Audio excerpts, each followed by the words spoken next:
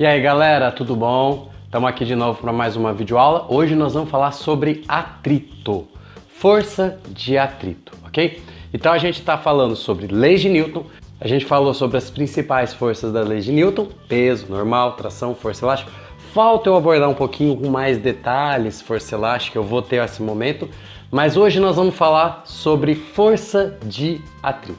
Força essa que ela é muito importante para nós. Afinal de contas, quando a gente caminha, quando um carro anda, quando uma bicicleta anda, quando você pisa no freio do carro, quando você vai fazer qualquer coisa, a força de atrito está lá, ok? Até quando você está num dia frio, você quer esquentar sua mão, você faz um movimento para aquecer sua mão, há a força de atrito. Então ela é uma força que está muito presente no nosso dia a dia, não dá pra gente esquecer dela, legal? Então a gente vai estudar um pouquinho dela, a gente vai entender exatamente como que ela funciona. Lembrando que o nosso foco aqui é um estudo da mecânica clássica, a gente não vai estudar a interação dos átomos para entender exatamente a força de atrito. Eu pretendo fazer um vídeo depois nos vídeos de sexta-feira explicando um pouco melhor a força de atrito num nível mais microscópico, onde a gente vai poder entender molecularmente, atomicamente o que acontece com a força de atrito, mas nesse vídeo não é o foco. Legal? O foco desse vídeo é entender a força de atrito no nível da física clássica. A força de atrito é uma força bem diferente das outras, porque todas as outras forças que a gente estudou, peso, normal, tração, força elástica, elas não dependem da velocidade. A força de atrito vai depender da velocidade. E aí ela vai se tornar uma força que a gente chama na física de uma força não conservativa, legal? Isso vai ser importante para nós depois, não no momento, mas depois isso vai ser importante para nós. Beleza? Então vamos entender um pouquinho sobre força de atrito.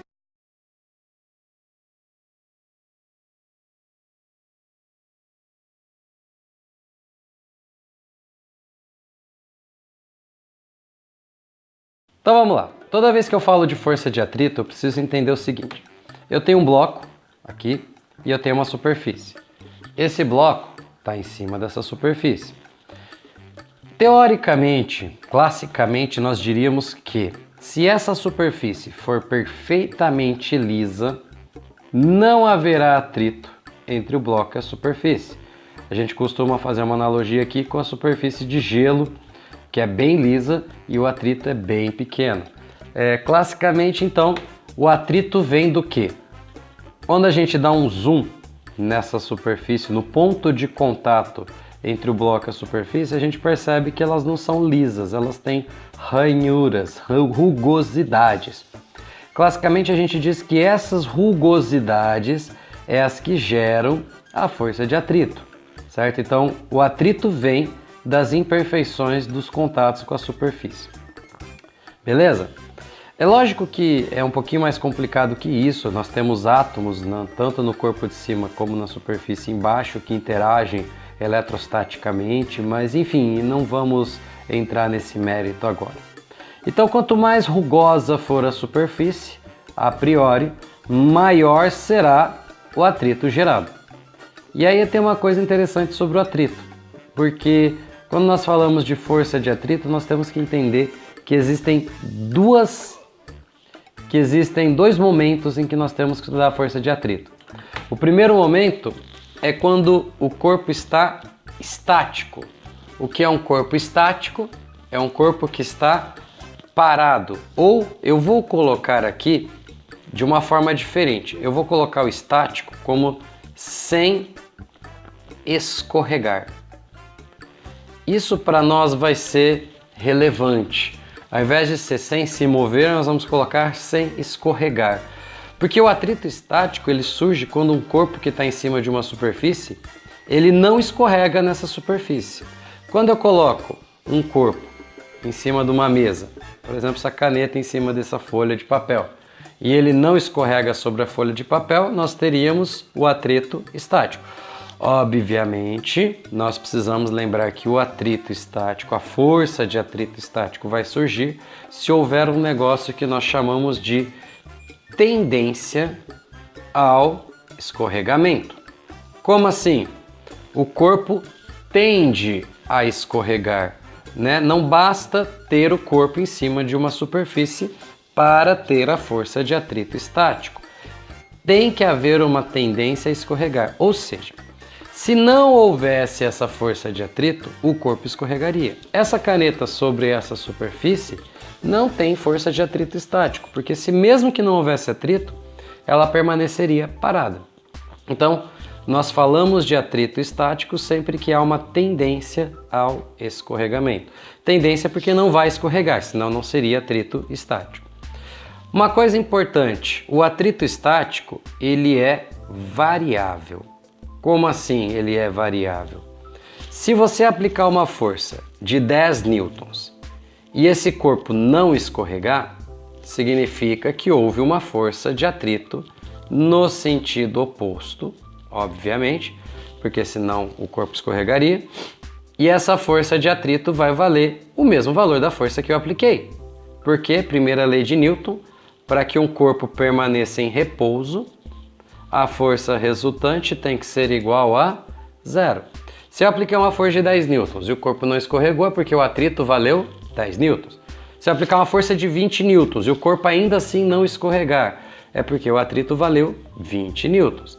Se eu aplicar uma força de 50 newtons e mesmo assim o corpo não escorregar, o atrito nesse caso estará valendo 50 newtons. Ou seja, a força de atrito estático ela depende da força que está tendendo a escorregar o corpo, que nesse caso é a força F, beleza? Então, quanto maior for a força F e o corpo ainda não escorregar, maior será a força de atrito. Se eu fizer um gráfico da força de atrito em função da força F, esse gráfico seria uma reta crescente, formando aqui um ângulo exatamente de 45 graus. Porque se a força é 1, o atrito é 1. Se a força é 2, o atrito é 2. Se a força é 3, o atrito é 3 e assim por diante. É uma reta formando exatamente 45 graus. Beleza? Ok, mas e o atrito vai até o infinito? Então eu nunca vou conseguir escorregar esse corpo? É óbvio que não. Chega uma hora que essa força de atrito para de crescer. Existe um limite. Esse limite é o que nós vamos chamar de força de atrito máxima. E como a gente calcula essa força de atrito máxima? É bem simples. A força de atrito máxima é calculada como sendo um coeficiente de atrito estático vezes a força normal. Lembra da força normal? Por exemplo, nesse corpo tem um peso e tem a normal. Nesse caso, a normal é igual ao peso. Lembrando, nem sempre a normal é igual ao peso. Nesse caso, a normal é igual ao peso. Então, a força de atrito máxima depende do coeficiente de atrito estático e da força normal.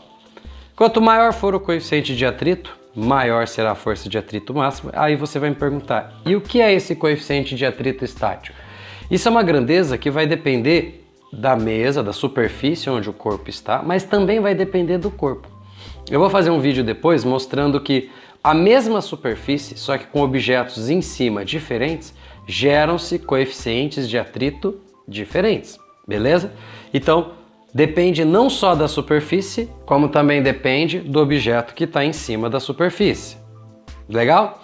A normal é a força de compressão entre o bloco e a superfície. Acho fazer sentido tranquilamente pensar que depende da normal, porque se você comprime um corpo mais contra o outro, você vai aproximar e você vai interferir mais nessas ranhuras. Então, quanto mais comprimido o corpo se encontra com a superfície, maior essa força de atrito máxima. Existe uma hora que esse negócio para de crescer quando a força F igualar com esse FAT, que eu chamo de FAT máximo. Quando o F for igual ao FAT máximo, aí chegamos no limite que a gente chama na física de iminência do escorregamento.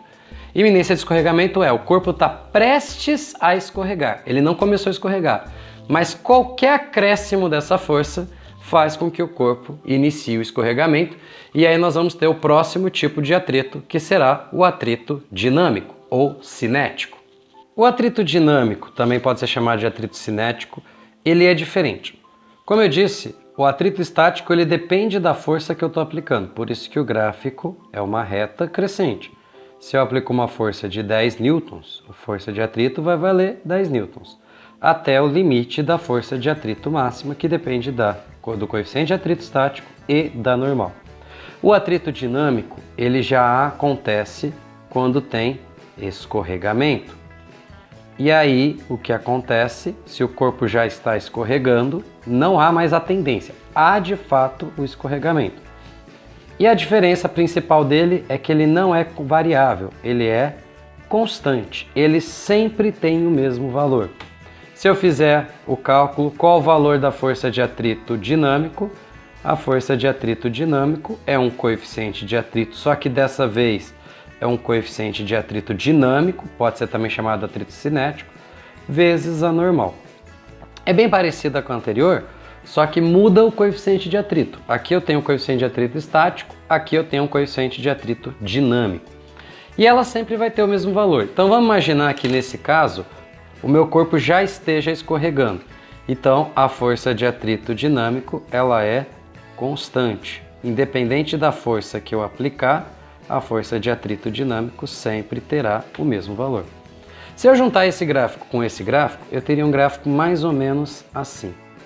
Um gráfico crescente, aqui. Quando chega na força de atrito máxima, o corpo começa a escorregar e aí nós temos uma queda. Por quê? Simples.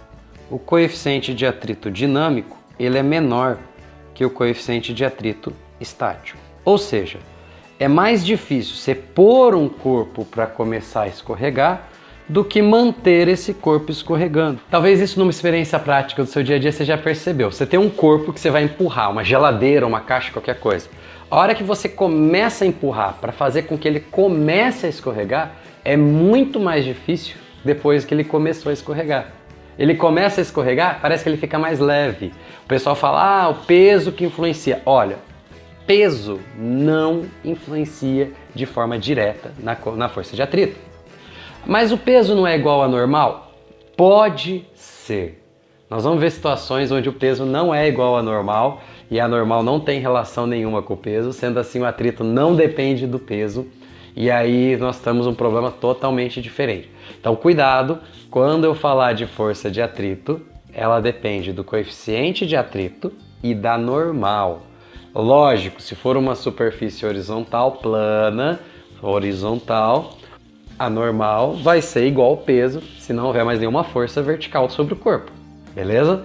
Se houver forças verticais ou se a superfície for inclinada ou qualquer outra coisa, a normal não é mais igual ao peso e aí o peso não influencia na força de atrito. Então quando você vai empurrar um objeto e ele é difícil de movimentar, por favor, não fala assim, nossa, eu não consigo empurrar esse objeto por causa do peso dele. É por causa da força de atrito, que se for uma superfície horizontal, vai depender da normal, que coincidentemente é igual ao seu peso, beleza? Mas o peso não influencia de forma direta no atrito. Então, como o coeficiente de atrito dinâmico ele é menor que o estático, o atrito diminui quando o corpo começa a escorregar. E essa redução do atrito pode ser sentida em situações práticas do dia a dia que a gente pode vivenciar. Pode acontecer da gente considerar esses dois como tendo o mesmo valor. Em algumas superfícies e em algumas situações eles podem ter valores muito próximos. Então a gente pode considerar que eles são iguais. Mas o atrito dinâmico nunca será maior que o estático, até porque não faz sentido. Como o atrito não pode aumentar depois que ele começou a escorregar, porque senão ele para de novo. Entendeu?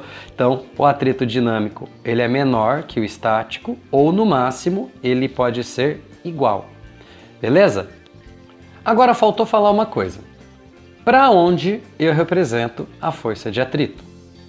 É bem simples. No caso do atrito estático, a gente vai representar a força de atrito oposta à tendência do escorregamento. Se o escorregamento tende a acontecer para a direita, a força de atrito estará para a esquerda. Observação, a força de atrito é paralela à superfície. A normal não é perpendicular à superfície? A força de atrito é paralela à superfície. Se a tendência do corpo escorrega para a direita, a força de atrito para a esquerda. Se eu tiver um plano inclinado, onde eu tenho um bloco aqui, a tendência desse bloco é escorregar para baixo, a força de atrito vai estar para cima. Mas e se eu empurrar esse bloco para cima, se a minha força F que eu aplicar aqui for maior que o Px, a tendência do bloco seria escorregar para cima, consequentemente a força de atrito vai ficar aqui para baixo. Então, contrária à tendência do escorregamento. E no atrito dinâmico é mais fácil ainda, porque se ele já escorrega, o atrito vai ser contrário ao escorregamento. Se ele escorregar para a direita, o atrito vai estar para a esquerda e assim por diante. De novo, o atrito é paralelo à superfície. Se a superfície é horizontal, o atrito é horizontal. Se a superfície inclinar, o atrito inclina. Beleza? Bom, uma coisa importante que eu preciso falar. Se o exercício por algum momento, se algum vestibular, algum exercício, alguma prova pedir a força de contato entre o corpo e a superfície, muita gente talvez pensaria que é a força normal. E não está errado, a força normal é uma força de contato entre o corpo e a superfície. Porém, quando você empurra um corpo para a direita, com uma força F, entre esse corpo e a superfície surge uma força contrária à tendência de escorregar, que é a força de atrito. Ela também é uma força de contato entre o corpo e a superfície. Afinal de contas, se não tivesse contato, não teria essa força de atrito. Lembra do vídeo que eu passei? Se você não assistiu, clica no link aqui, clica no card aqui, onde eu brinco com a minha filha numa mesa de air hockey, que é aquele disquinho que fica flutuando. Ele fica literalmente flutuando. A mesa, ela tem alguns buraquinhos. Nesses buraquinhos sai ar. Quando o ar sai aqui e o disquinho está aqui em cima, esse ar empurra o disco para cima. Então o disco não rela na mesa. Por isso que o atrito lá é quase desprezível, porque o contato entre ela e a mesa não existe. O disco literalmente flutua sobre a mesa. Então, se o exercício pedir para você qual a força de contato entre o corpo e a superfície, a força de contato vai ser a normal mais a força de atrito. Lembrando que eu estou falando de uma soma vetorial. Como essas duas forças sempre serão perpendiculares, eu posso calcular elas algebricamente usando o teorema de Pitágoras. Força de contato ao quadrado é igual a normal ao quadrado mais força de atrito ao quadrado. Então, se ele pedir força de contato, você tem que somar vetorialmente essas duas forças, e como elas sempre serão perpendiculares, essa soma se dá pelo teorema de Pitágoras. Beleza? Então, galera, isso é o que eu queria falar para vocês sobre força de atrito hoje. Essa é a introdução teórica. Nós vamos ter depois exercícios resolvidos sobre isso. E aqui eu vou começar a chamar a atenção para você. Se você pegar os vídeos do canal, principalmente os vídeos de exercício resolvidos, são vídeos de resoluções de problemas relativamente simples, problemas sem grandes complexidades. Eu ainda não misturei dinâmica com cinemática, por exemplo. Eu não misturei nada, eu coloquei exercícios de dinâmica puros ali. Nós vamos acrescentar agora a força de atrito. Eu vou fazer alguns probleminhas com vocês relacionando a força de atrito. Eu vou começar a dividir os vídeos do canal em níveis de dificuldade. Nós vamos ter exercício nível 1, nível 2, nível 3, nível 4 e nível 5, beleza? Se você ler lá, nível 1 é o exercício bem basiquinho, bem simplesinho para você introduzir. Por que eu vou fazer isso? Para ajudar aquele aluno que assiste os meus vídeos e que às vezes está falando, isso está muito fácil, então eu vou pular para o nível 3, vou pular para o nível 4 e assim por diante. Ou o aluno que viu um exercício e se perdeu, opa, me perdi, vou voltar para o exercício de um nível anterior para entender, beleza? Então você vai ler agora nos títulos do exercício. Exercício de tal coisa, nível tal. Legal? Quando você lê esse nível, você sabe o nível de dificuldade de 1 a 5, ok? Então eu vou gravar depois um vídeo só explicando como que você deve usar esses níveis de dificuldades para estudar, beleza? Mas você vai estudar de acordo com os níveis de dificuldade. Bom, galera, esse era o vídeo de hoje. Espero que você tenha gostado. Não esquece de se inscrever no canal, deixar o like e compartilha. Galera, isso ajuda muito, muito. Se você compartilhar esse vídeo, mais pessoas vão poder conhecer o canal e a gente vai poder crescer cada vez mais, beleza? Conto com você, um grande abraço e até o próximo vídeo.